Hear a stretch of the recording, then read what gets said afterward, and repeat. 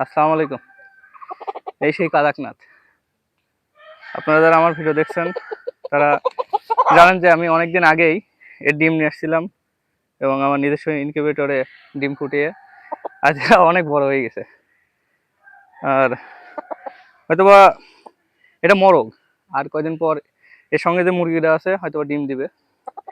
তা আমরা এটাকে দেখি, ও খাঁচা থেকে বাইরে বাড়ায় না, এই জন্য অনেক ভীতু, মানে ভয় হয়ে আছে ওর। আসলে এসো,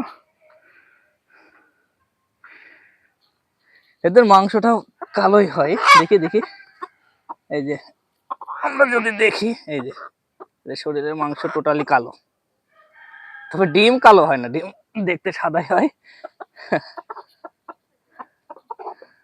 একা একা তো খাঁচার মধ্যে থাকতো, ওইগুলো খাঁচার মধ্যে আছে। একটু বাইরে নিয়ে আসলাম, দেখি বাইরে কেমন থাকে। তো ঠিক আছে, ভালো থাকবেন সবাই।